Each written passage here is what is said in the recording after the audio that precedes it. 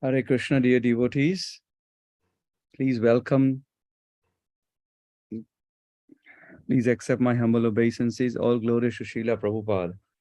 Welcome to His Holiness Candramauli Maharaj's daily online class. Hare Krishna Maharaj, please accept my humble obeisances. All glories to Srila Prabhupada. I hope, glories Prabhupada, my obeisances. Maharaj, would we be continuing the verses from Kunti Devi's prayers today? Yeah. Okay. Yeah. We'll continue until we complete them. Okay, Maharaj.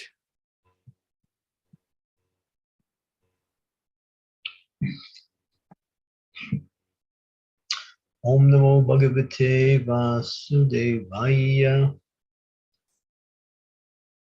Om Namo Bhagavate Vasudevaya. Om Namo Bhagavate Vasudevaya. Aharajan Sutas Chintaya Suhridam Vadam. Prakrite Natmana Viprasneham Moham Vasangataha. Translation.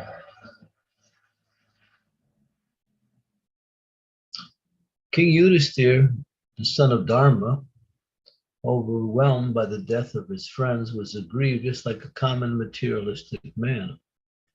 Those sages, thus deluded by affection, he began to speak. King Yudhisthira, though he was not expected to become aggrieved like a common man, became deluded by worldly affection by the will of the Lord, just as Arjuna was apparently deluded. The man who sees knows well that the living entity is neither the body nor the mind, but is transcendental to the material conception of life. Common man thinks of violence and nonviolence in terms of the body, but that is a kind of delusion. Everyone is duty bound according to one's occupational duties. The Kshatriya is bound to fight for the right cause, regardless of the opposite party.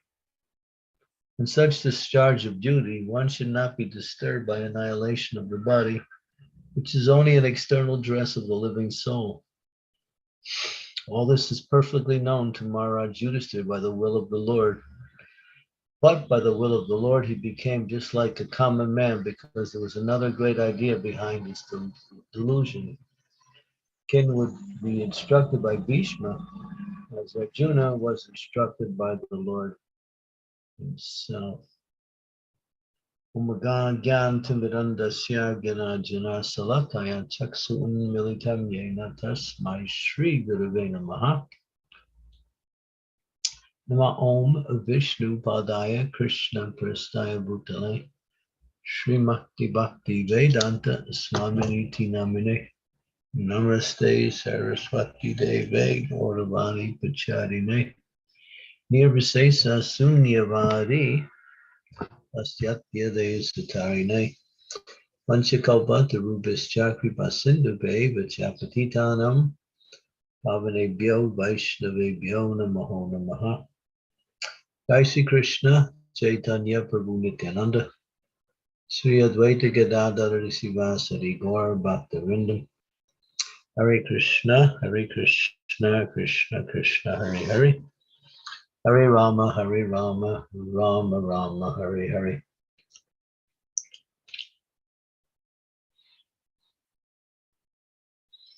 So the Lord uses his devotees to enact his will, and sometimes it apparently appears that the devotee is in a materialistic situation by the arrangement of the Lord. And here we have the example, both in King Yudhisthira and Arjuna.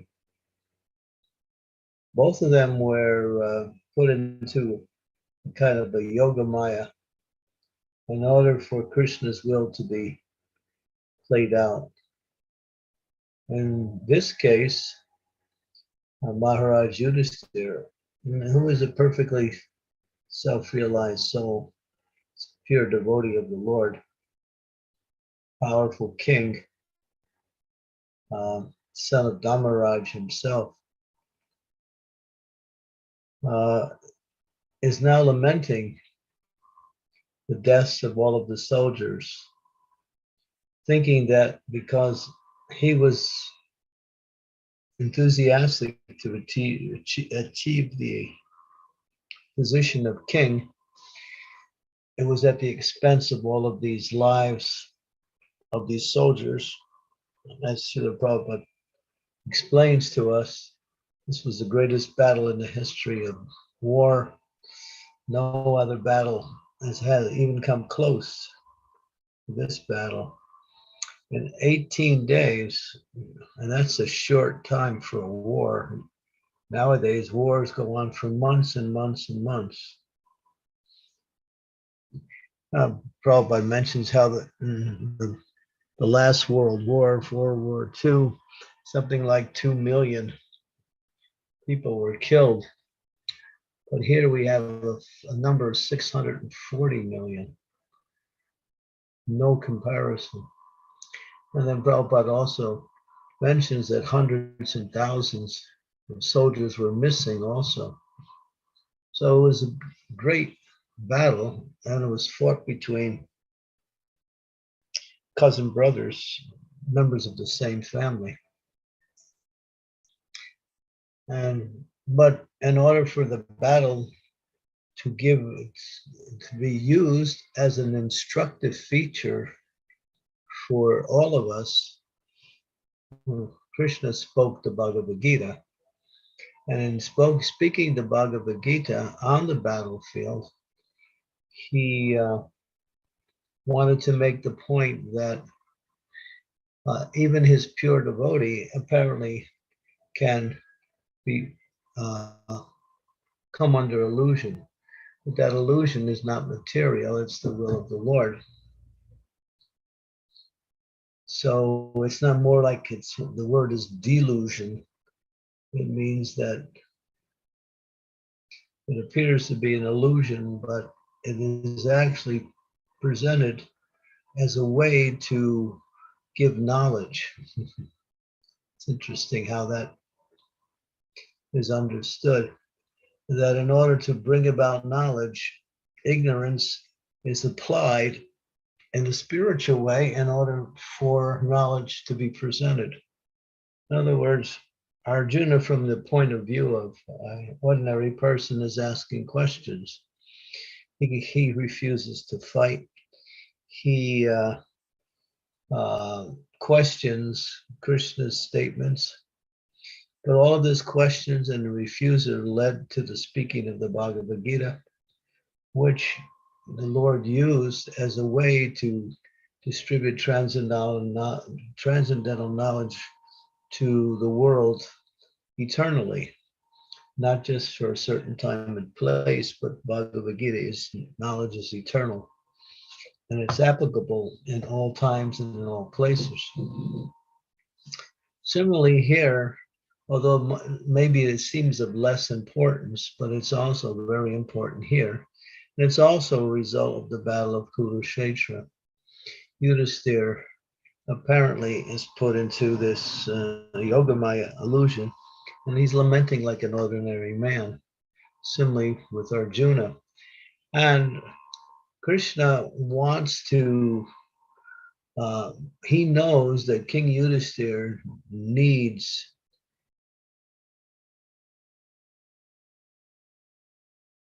King Yudhisthira knows he needs to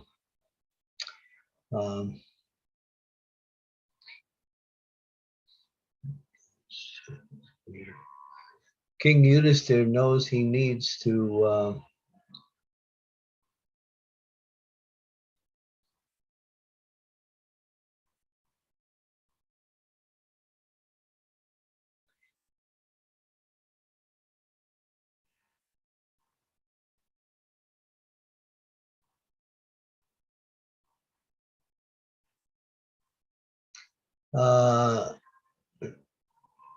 Krishna knows, King Yudhisthira knows he needs to receive instructions from Bhishma Dev. And therefore, in order for him to rule the kingdom, the Lord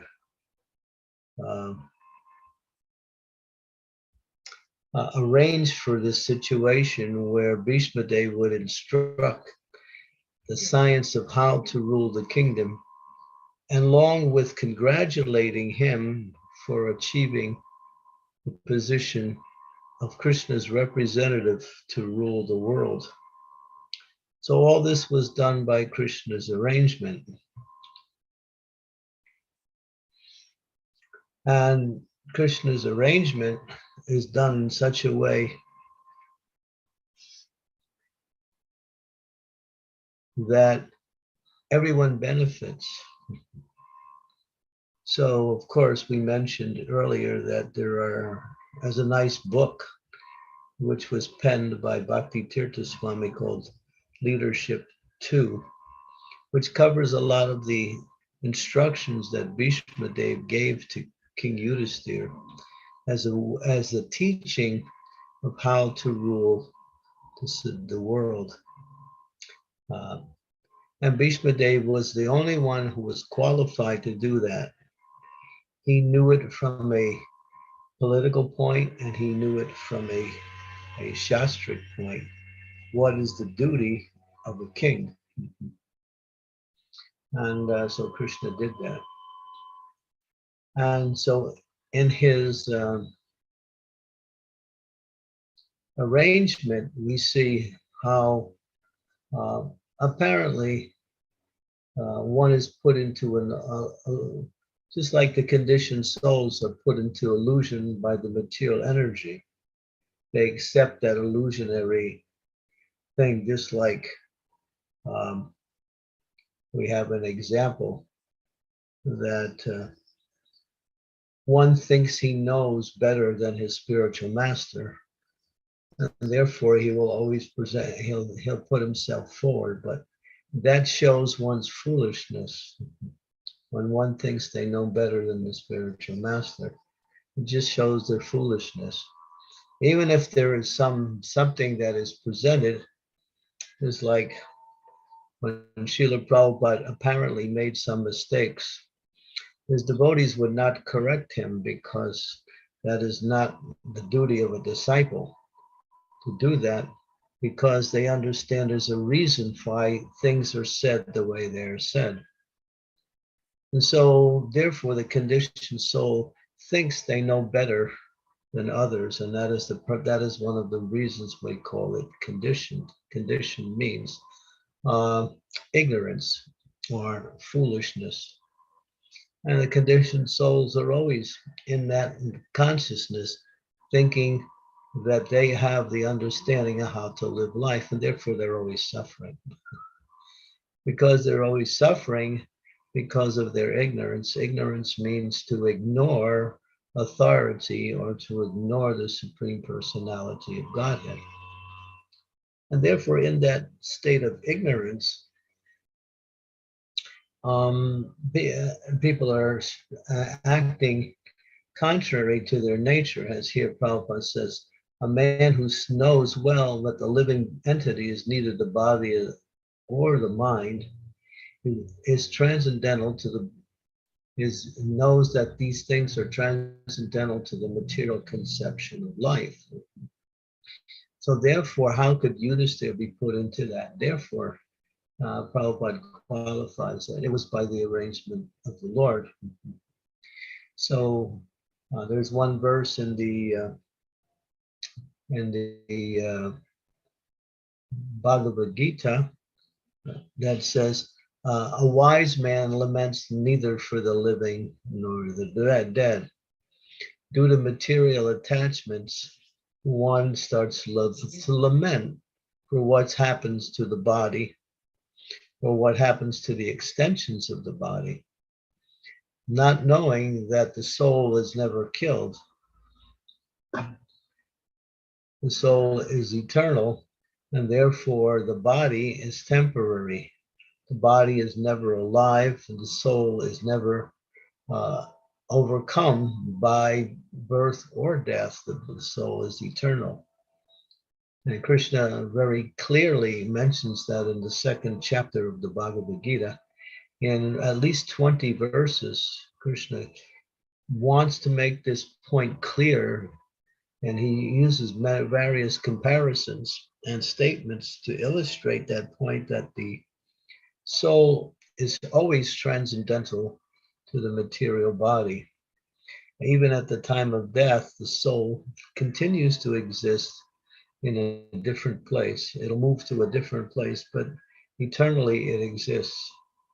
So when Arjuna was lamenting that he had to kill his relatives, when Maharaj Yudhisthira is here lamenting that he was the cause of the death of so many soldiers on the battlefield, it appears that they're both acting like a common man, not knowing.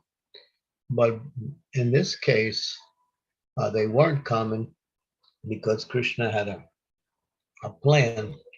Krishna's plan is never understood so easily by the. In fact, it's very difficult to understand how Krishna does things. Krishna does things in such a way as to bring us to Krishna consciousness, or to help one become aware of what is the difference between what is eternal and what is temporary. Therefore, everything in this material world that is created is under the influence of the time element.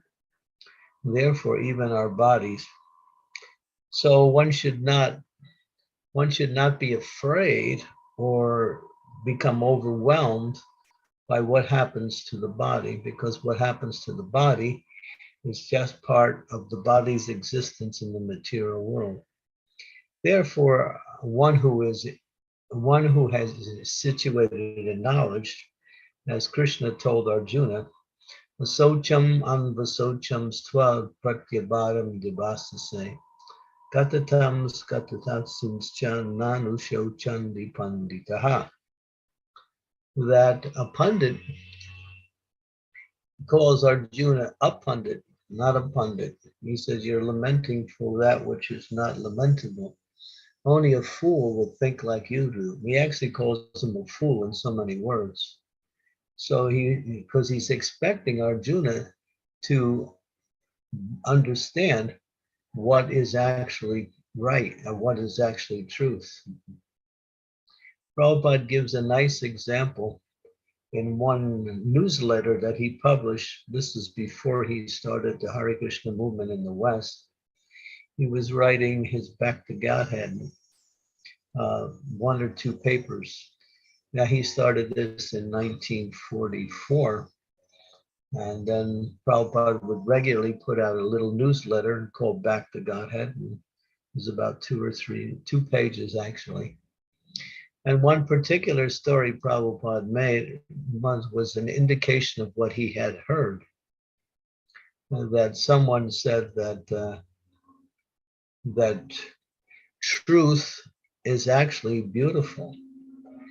And that's actually correct. But then Prabhupada qualified then, but what is actually truth and what is actually beauty? What we see in the material world may look beautiful, but behind it, there is another element, which is called the time factor, which changes the situation completely. And Prabhupada used a nice story where there was one king, and he was riding through his kingdom. He wanted to visit his kingdom to see who was in his kingdom. So he stopped at this one little hermitage, little house, curious to see who was living there. And when he actually, he wasn't a king, he was a prince.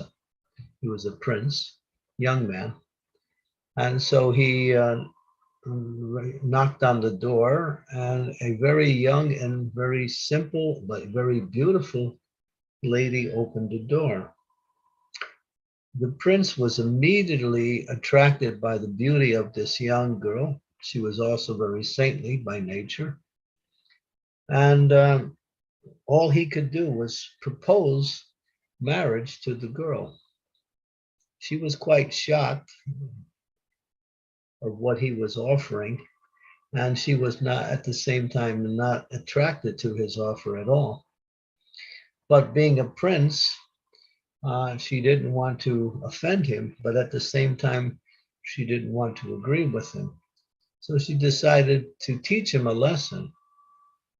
So she told him, all right, I will be with you, and but only after 1 week. You come back after 1 week and I will be ready. So she could understand that he was simply attracted to her physical beauty. And so she decided to teach him a lesson. And she took purgatives, various types of laxatives, and she was vomiting and passing stool and urine continuously. And she took all of these substances that were coming out of her body and she kept it in buckets. And she, after a week, she had amassed a few buckets full of this nasty substance. Now, her body had become completely emaciated because of this, and her visible beauty was gone. When the prince came to the door after a week, clicking his heels, thinking now she will become my wife, overwhelmed with anticipation, he knocked on the door and she opened the door. And immediately he said, oh, excuse me, madam, but where is that young girl who lives here? I've come to see her. And she said, well, that is me. No, that's not you. You look so old and haggardly. When I came, I met this very beautiful young chaste girl. She said, don't you recognize me? It is me. And she was persistent. Finally, his mind became a little confused. He said, well, I see you're so attracted to my beauty. So here, come, you can have all the beauty that you want. And she took him in the back room and showed him all the buckets. Here is my beauty.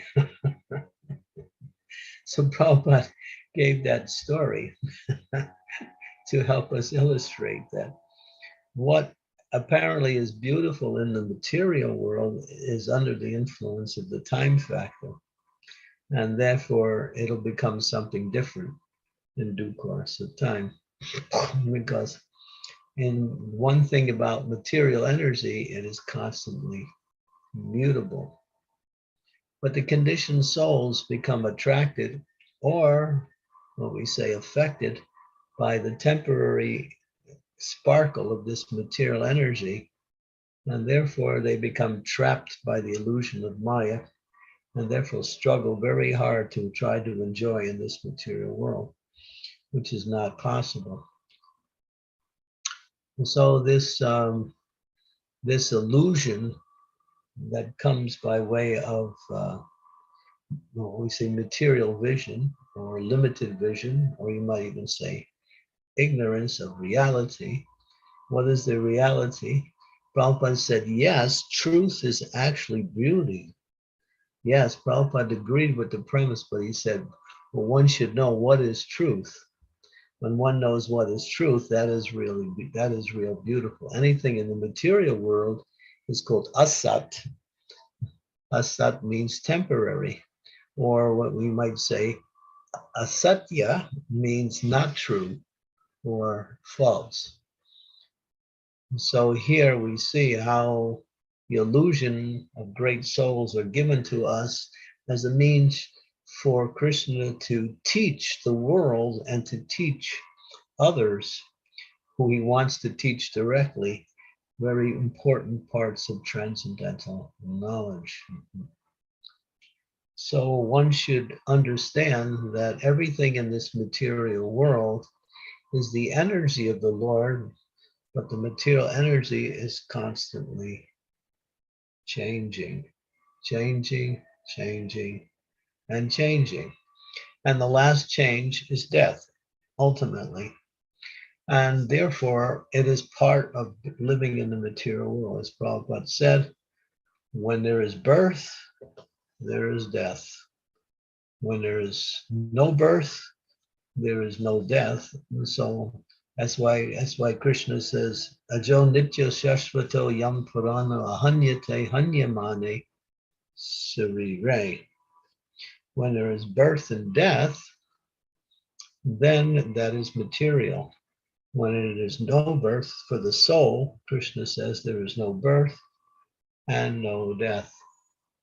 One under the illusion thinks I take birth. One under the illusion thinks that I get old, I get diseased, I lament. When things are going wrong, I'm falsely happy when things are going my way. And then when death comes, one becomes fearful.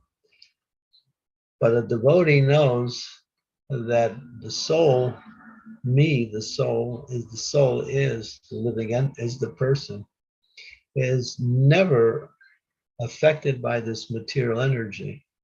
And therefore, one has to take precautions, both not to become victimized by the material energy, but one should be situated in proper understanding. What is that proper understanding?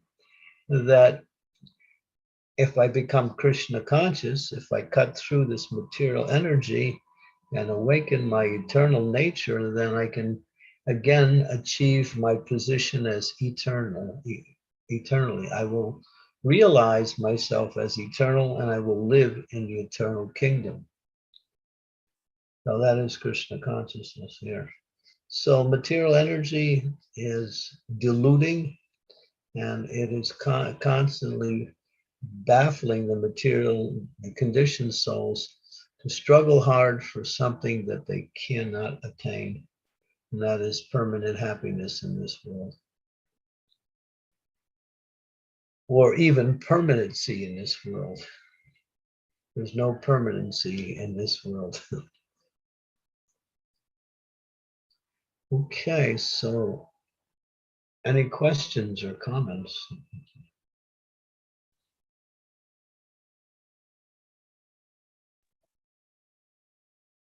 Hare Krishna Maharaj. That was a wonderful explanation of the verse with the story from Srila Prabhupada. And I think what I really liked is when you mentioned that, devotees, Krishna puts the devotees, which to us appears that they are bewildered. And I think Prabhupada used a very nice word, delusion rather than illusion. And ignorance, when it is applied in a spiritual way, it brings out transcendental knowledge for the common man for eternity. And that's quite so true, Maharaj. Yeah, that's an essential point.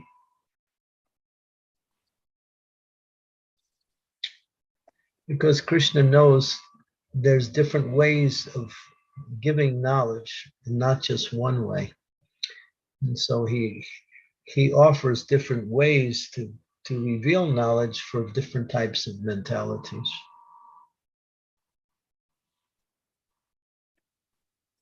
So, thank you, Maharaj. So, dear devotees, please, if you can switch on your cameras to make the session more personal and interactive. And please feel free to ask questions, your realizations. If you also want to put your questions on the chat, I will read out. Thank you.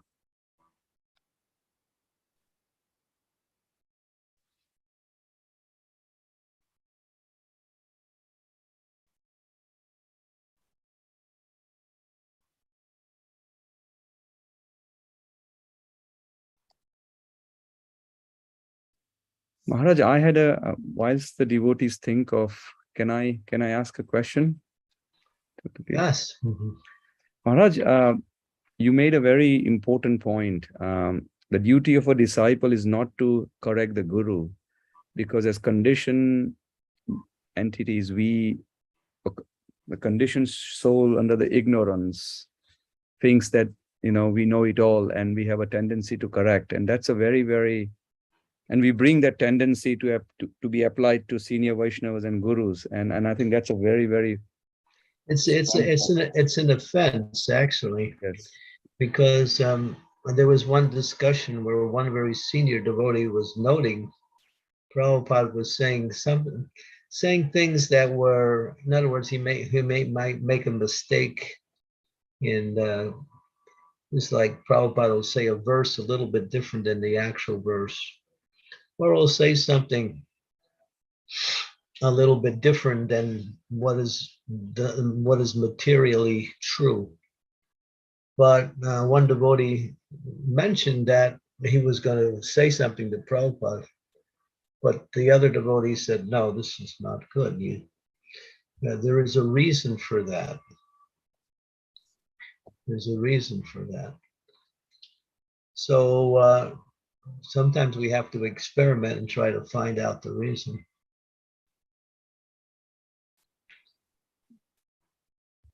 But also, Maharaj, this is a very strong point for us practitioners to be constantly on guard for this point. This is such a powerful point. Yeah, I'll give you an example. Prabhupada was, he wanted to make a point. He had some tapes that he had recorded. He was going to sending it by post for transcription. So he wrapped the tapes and for a package, and he gave it to one disciple to mail. Disciple is walking away with the package and he's looking at it. He says, this will never go through the postal system. So he came back and said, Prabhupada, this will not go. It has to be rewrapped. Prabhupada said, no, it's okay. You just mail it. And so he went out again. And again, he doubted Prabhupada's statement. Came back again. And again he said, Prabhupada said, no, it's all right. Just mail it. And then again he came back. And this time Prabhupada got a little bit strong. And he immediately chastised him and said, everything the guru does is correct. Mail it. So what he was teaching was obedience. He was teaching obedience. People, see the spiritual master in a material way, and therefore they make comparison on that level.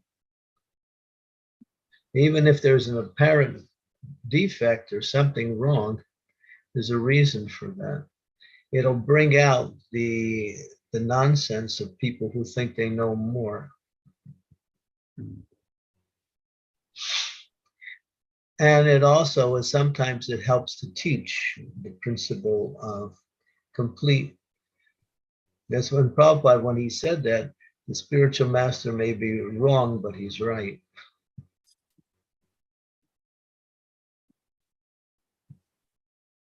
But if the spiritual master tells you not to follow the four regulative principles, then that's different. Because he's already told you to do that. If he changes your mind, and then you can question that. But that's different. But on these ordinary things, it's just a matter of learning how to accept and understand there's a reason for that.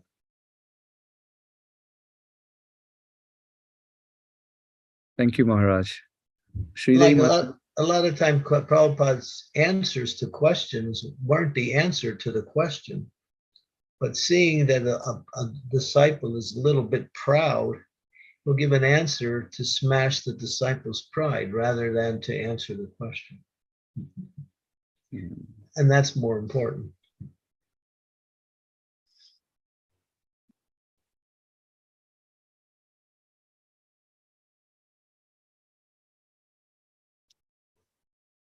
Thank you, Maharaj.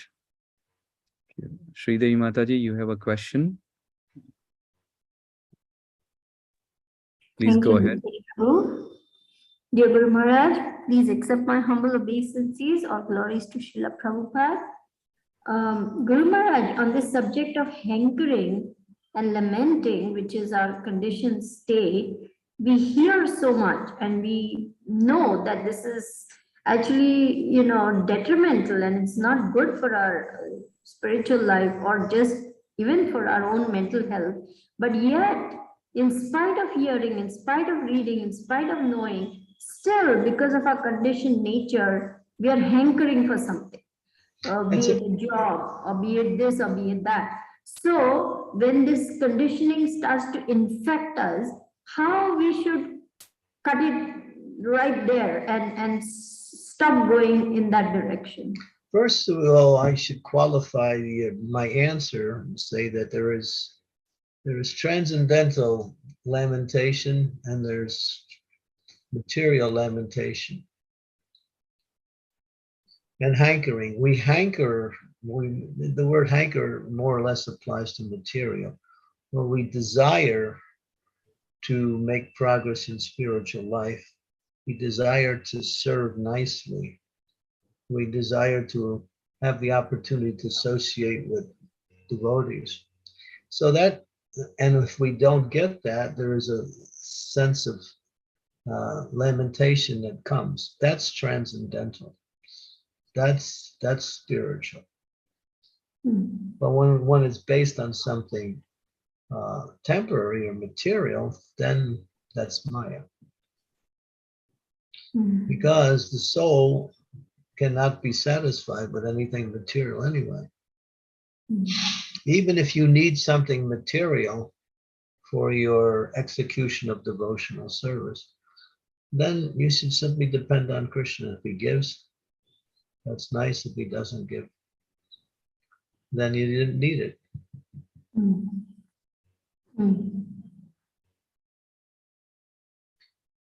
We should also be a little bit understanding that what we want may not always be the best thing for us. So Krishna, knowing that, will give us something different, or may also frustrate our desire to achieve what we want. Therefore, we should be reflective when things on the material level don't work out. I want to find a nice apartment. I can't find a nice apartment. Then ultimately, we just depend on Krishna. If Krishna wants me to have a nice apartment, it'll happen. If he doesn't, it won't happen. So the anxiety that comes by way of lamentation for a failed material adventure is all Maya.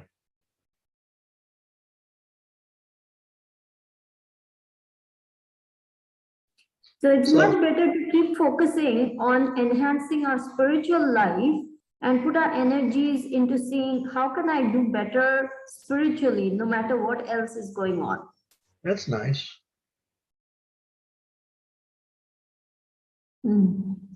How can I do better? You'll get answers right away. The key for any success in spiritual life, and Krishna says this also. I could read the verse. Let me read the verse and be right back.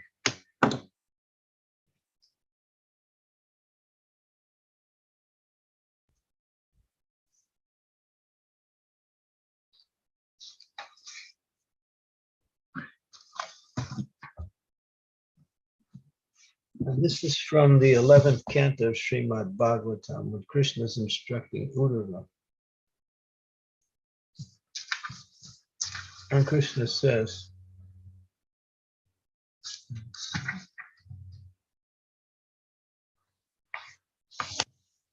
so, my dear Uddhava, I am personally the ultimate shelter and the way of life for saintly liberated persons.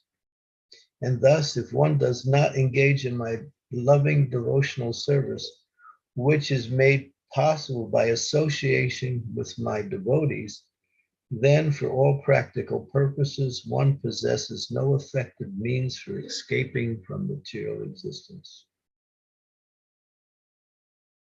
That's a direct quote from Srimad Bhagavatam, spoken by Krishna to Uddhava.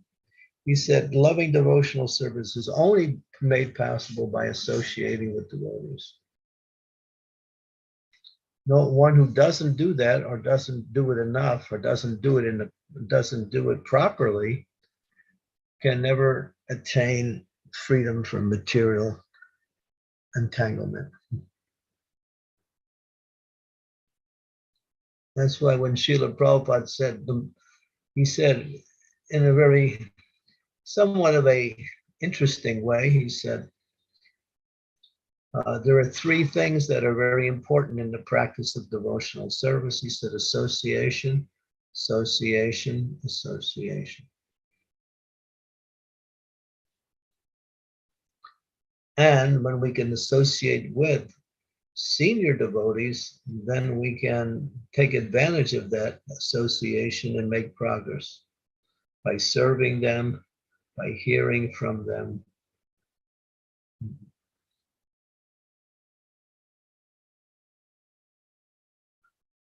By observing how they do things also.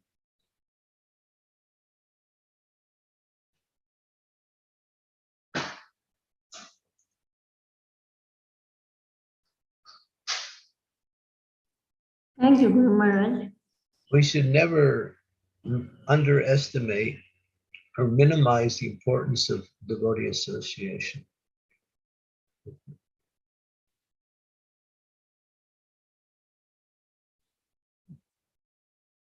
So important. Otherwise, we have to associate with our mind. That's a problem. Because the mind will tell you anything at any time. It's expert at giving you instructions.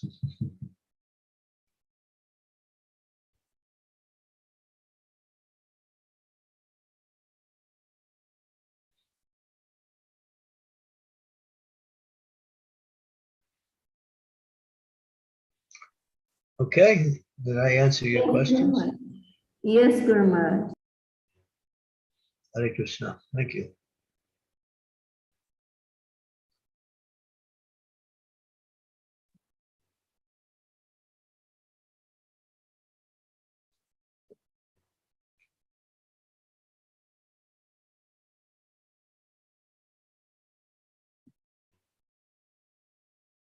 Dear devotees, please feel free to share any realizations or anything that has struck you from today's class, but also from the last few classes as well, or anything else.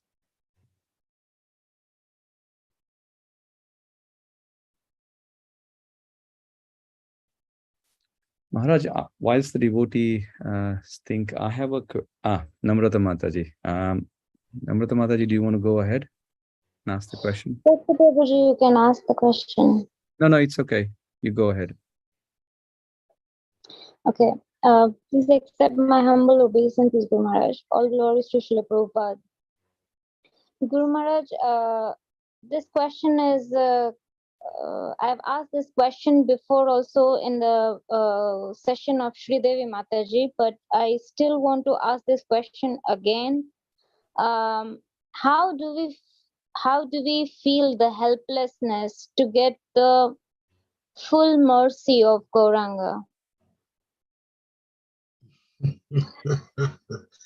Let's see. Trinadapi Sunichena Tayoriva Sahishnuna Amaninam Amanadena. Lord Chaitanya gives the formula. Humility, like grass, tolerance, like the tree, free from desire for name and fame, and always ready to give respects to others.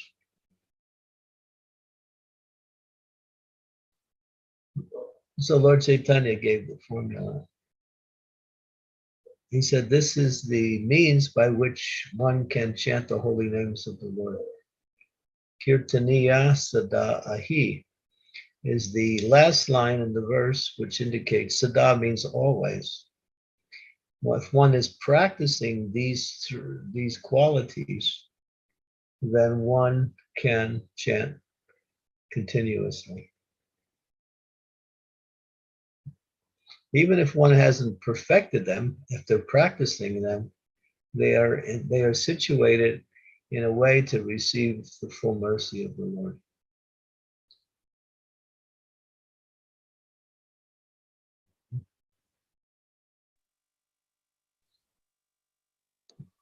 Thank you, Guru Maharaj.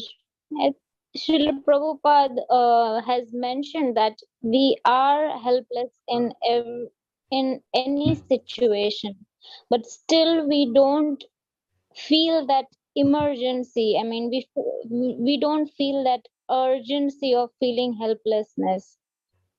So why do we not feel that? Is it because of the Because conditioning only?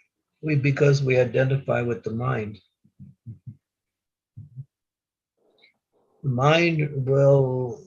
The mind likes to think it knows everything. And it's always giving us instructions, guiding us according to its constantly changing nature. Therefore, we should hear regularly from Shastra and from Guru and learn the understanding and apply. When Chaitanya Mahaprabhu showed mercy to Vasudeva the leper in Kurmakshetra by embracing him, and all of his leprosy was immediately cleared away, Vasudeva was not happy. And that was a surprise for everyone to hear, because, and then the Lord also was curious why he was not happy. He said, because I will become proud. Because you showed me some recognition, you showed me some favor.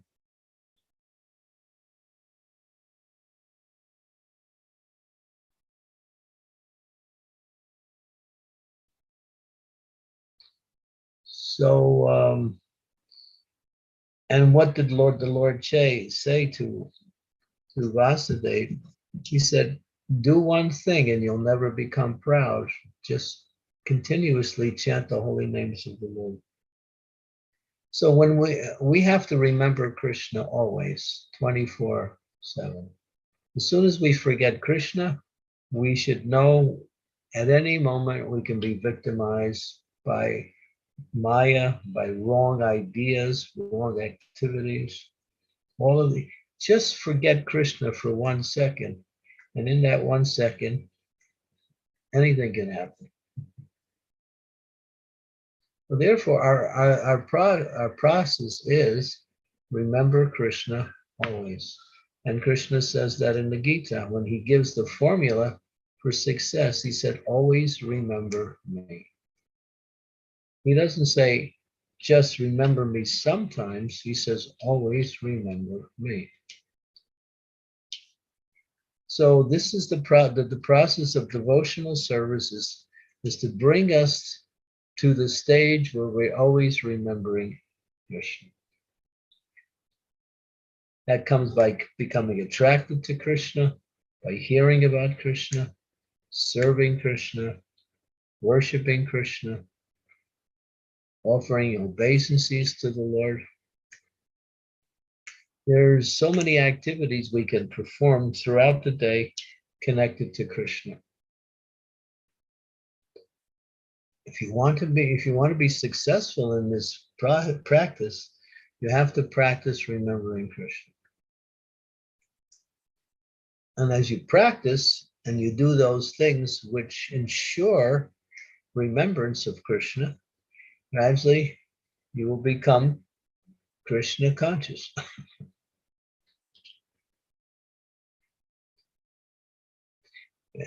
1865 in the Bhagavad Gita, Krishna sums up everything he says prior to that.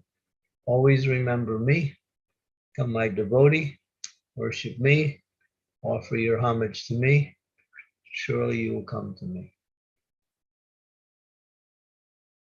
The soul cannot forget Krishna. The mind interferes with the soul's activity and diverts our attention to something else.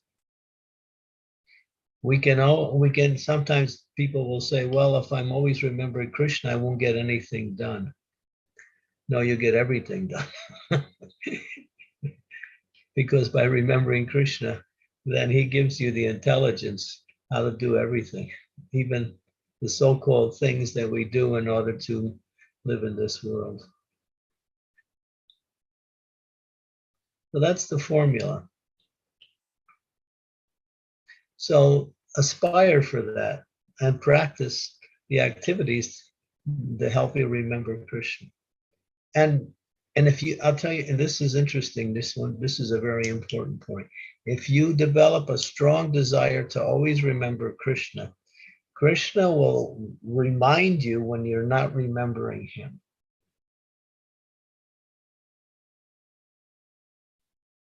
He will remind you, oh, you're not remembering me. Oh, okay, thank you, Krishna. But if we don't have that desire, then we can't hear Krishna telling us to remember him. Yeah.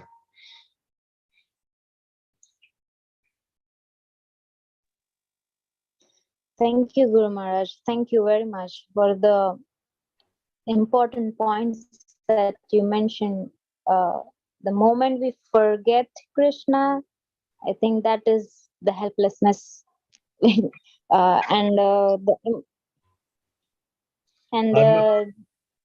desire which you mentioned, which is one very important desire. Even if you have the tendency to forget, desire for that to Krishna, and Krishna will remind you. Yeah, you make your desire strong to remember Krishna, and even when you forget Krishna, Krishna knows, oh, she has a desire to remember me, so I'll remind him, or I'll remind her. Yeah, he does that. He fulfills your desire. But if you don't have the desire, then it won't happen.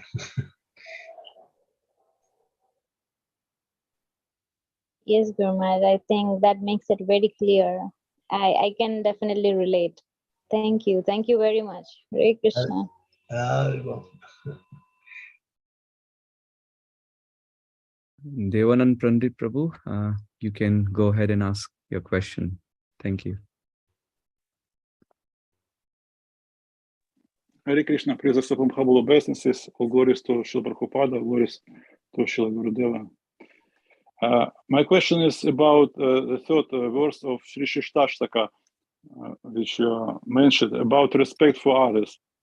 The question is, can there be respect for others and at the same time depreciation of their values? For example, telling the people of the entire country who are being killed right now, this minute, whose houses have been destroyed by the invaders, that only a few people have been killed, when thousands of people have been killed, that they only have a bodily conception.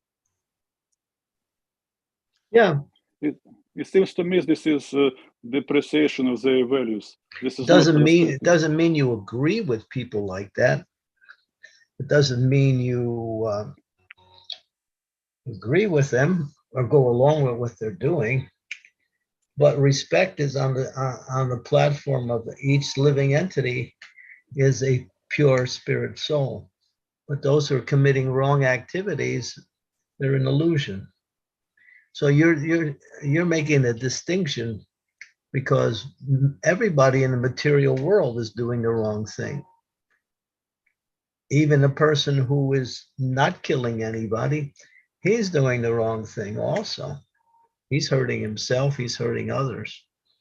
Still, but we say, well, we can respect them, and we can't respect these other persons who are more violent It's the same thing. It's just to a different degree.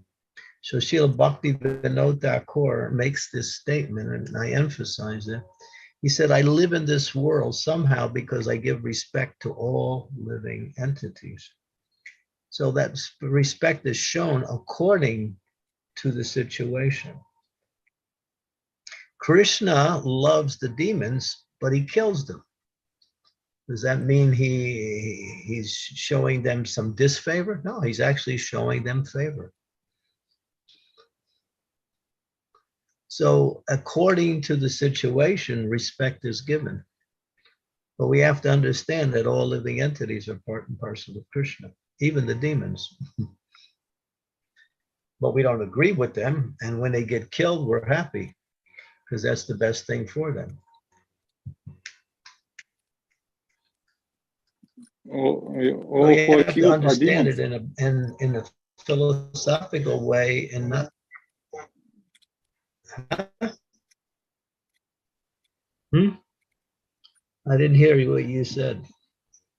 I said that everyone who was killed is demon in the war.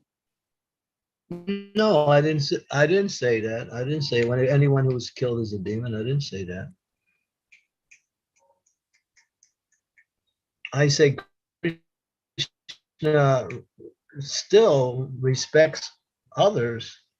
A judge will sentence a person to death, but the judge doesn't hate the person. It's just what that person has done that causes them to receive that kind of punishment.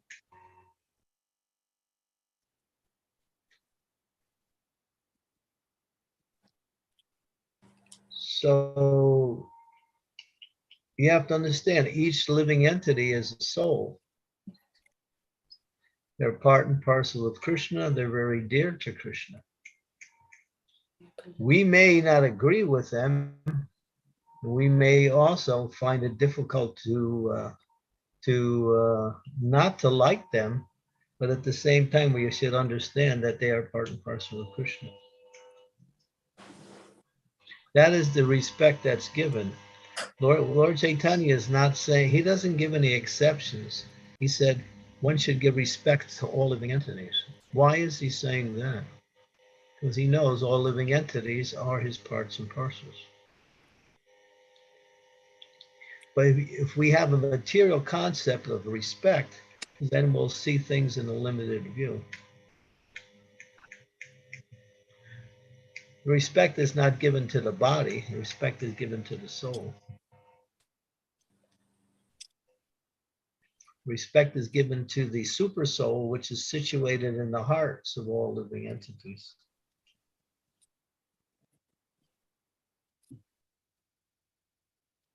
So to give respect to the body is not our way. Well, to give respect to the material values is not our way. No, generally not. You have to, what respect can you give to the body? Someone is materially successful and is popular, so we give respect. Someone is not, so we don't respect. That's material.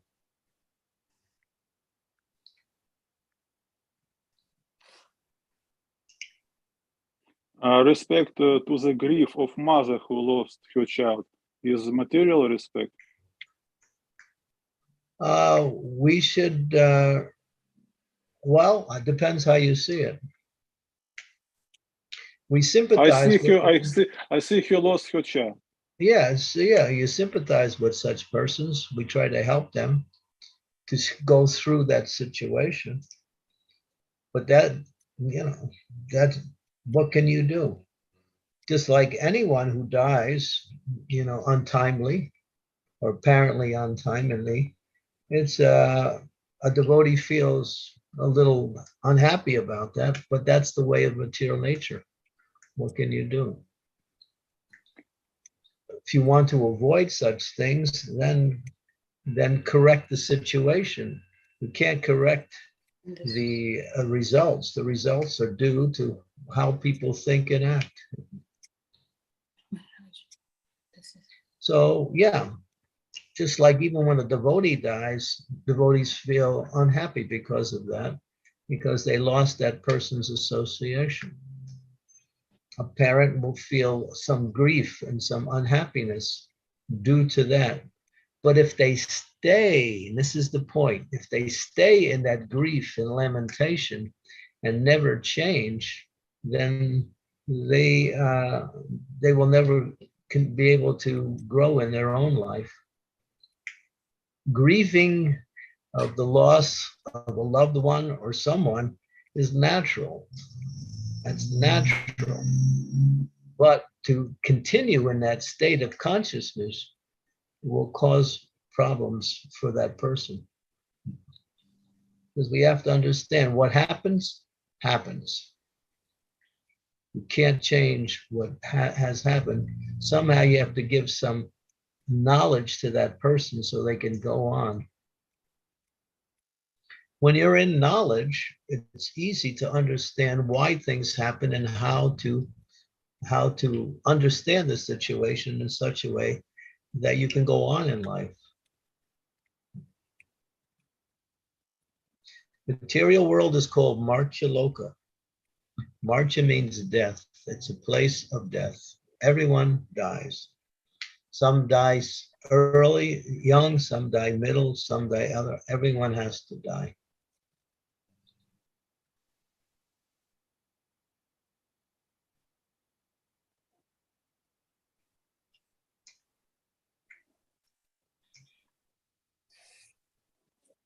Can't change that situation. And war is just an acceleration of death. That's all it is.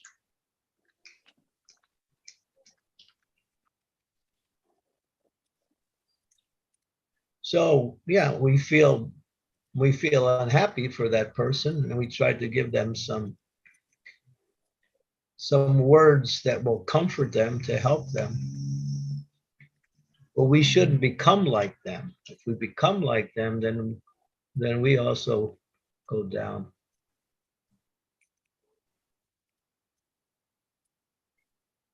The doctor becomes like the patient. How can he help the patient?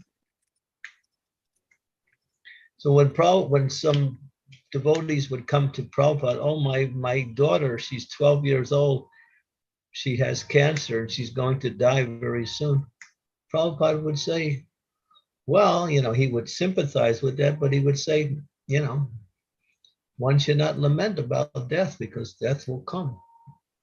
It'll come. The point is to be ready when death comes. That's the main point. Are we going to be Krishna conscious or body conscious when death comes?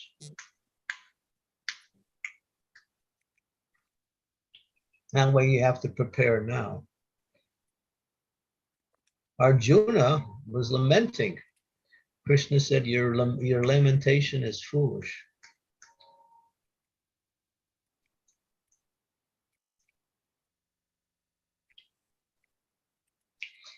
So yeah, we sympathize, empathize with others who have an unfortunate situation in life, but we give them knowledge so they can help get out of their situation and go on in life.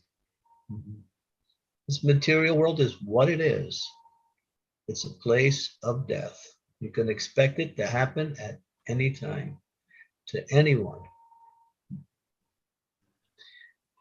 And therefore, we're teaching people how not to die by becoming Krishna conscious. When you're Krishna conscious, that death is a gateway to the spiritual world. It's your last death in this material world.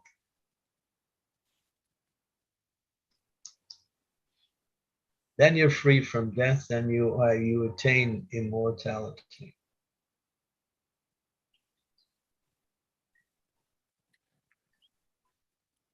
How many animals are being killed in the slaughterhouses every day? 61,000 cows per day are dying. Who's lamenting for the cows? Some people are. Some people are becoming angry because of that. But we make a distinction between animals and humans. And we lament for the humans, and we don't even care. We don't even consider that the cow is being killed unfairly. An innocent, loving animal. And it goes on as, social and political policies.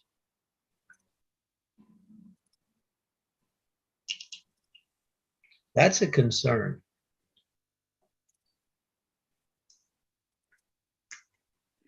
Instead of materialistic people who are lamenting of people, we are not lamenting of people, but we are lamenting of slaughtered cows. We're not lamenting at all.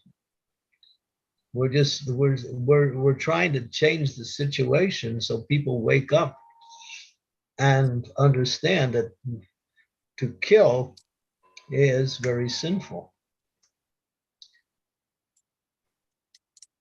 We want to stop people killing each other, stop people killing cows.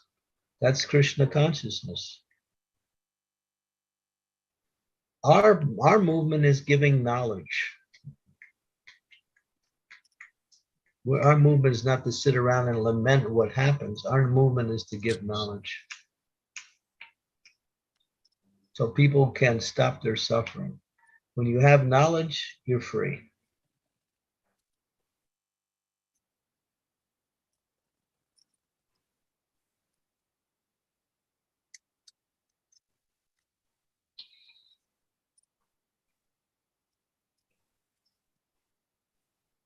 It's like one devotee was telling Prabhupada, in our temple in Argentina, the government came in and they shut down the whole temple and closed us down.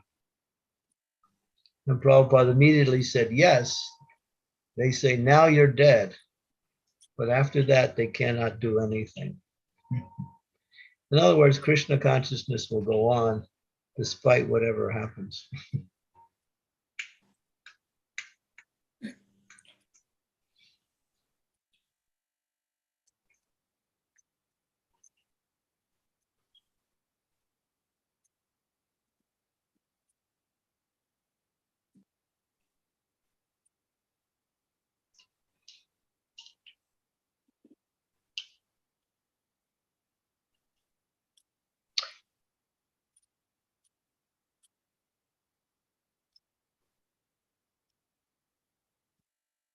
Maharaj, we had one raised hand from Asha Mataji. Would we have time to take that today? Okay, no problem.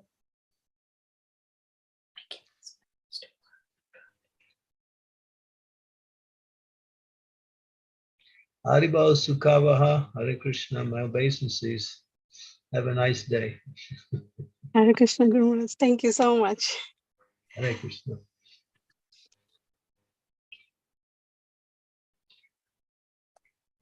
So Asha Mataji, do you want to ask your question? That's okay, Guru Maharaj. I can ask tomorrow, no problem. It's already late, so my humble obeisances to Guru Maharaj. It's up to you. Maharaj, firstly, I would like to say apologize because being a fallen soul, I have taken the courage to render 2 lines from Bhakti Vinod Thakur's Prabhu Tava Pada Yuge song, At Your Feet, Lord's Feet, if you allow me to. Just 2 lines, Maharaj. विषये चे प्रीति एबे अचाए अमारा Shai माता प्रीति होके चरणे तुम्हारा.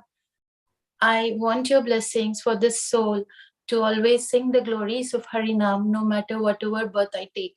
And in all circumstances, I should remember, the soul should remember Krishna, and the soul's love for Krishna should always increase by your grace and by Lord's grace. And all my, whatever I have, the emotions or the sense gratifications, everything, all those should be transferred from the affection from the objects of the senses to the lotus feet of Lord and to your feet, Maharaj. Please bless this soul. Jai Bhakti Vinod Thakur ki jai. Thank you, Asha. That was really nice. Hari Bol Maharaj, Hari Bol, Hari Krishna. Thank you, Maharaj. Yeah, beautiful.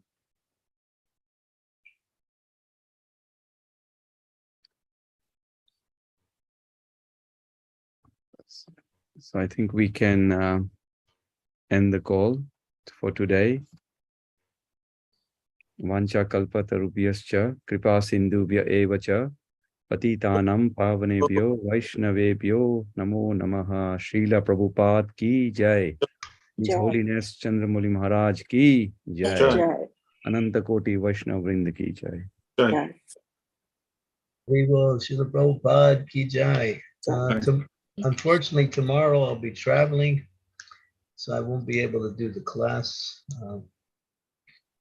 And on Wednesday, I'll be back in Slovenia.